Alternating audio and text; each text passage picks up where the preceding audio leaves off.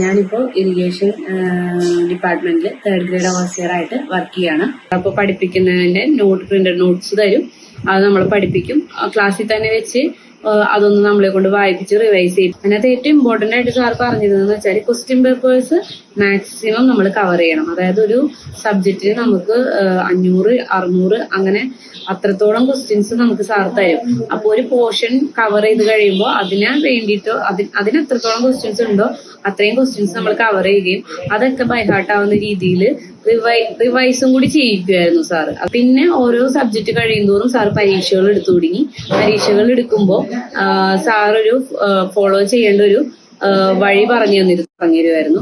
അത് ഫോളോ ചെയ്യുന്നതിലൂടെ എനിക്കുണ്ടായ ഗുണം എന്ന് വെച്ചിട്ടുണ്ടെങ്കിൽ നമ്മൾക്ക് നെഗറ്റീവ്സ് വരുന്നത് കുറഞ്ഞു. ഒരുപാട് സാറ് പറയുന്ന രീതിയിൽ നമ്മുടെ കാപ്പബിലിറ്റി അനുസരിച്ചിട്ട് നമുക്ക് ഓരോരുത്തർക്കും ഓരോ രീതിയായിരിക്കും സാറ് ചൂസ് ചെയ്ത് തരുന്നത്. അപ്പോൾ അതനുസരിച്ചിട്ട് നിങ്ങൾ എല്ലാവരും പഠിക്കുക. അപ്പോൾ കസ്റ്റമൈസ് ചെയ്ത് തരാന്ന് പറയില്ലേ, അതേപോലെ ഓരോ ഇൻഡിവിജ്വൽസിന്റെയും കാപ്പബിലിറ്റിയും അവരുടെ ഒരു ലെവൽ അനുസരിച്ചിട്ട് നമുക്ക് ഓരോരുത്തർക്കും ടിപ്സ് സാറ് പറഞ്ഞുതരും. അതനുസരിച്ച് ഫോളോ ചെയ്ത് തന്നിട്ടുണ്ടെങ്കിൽ നമുക്ക് ഏത് പരീക്ഷയും എളുപ്പത്തിൽ നമുക്ക് ക്രാക്ക് ചെയ്യാൻ പറ്റും.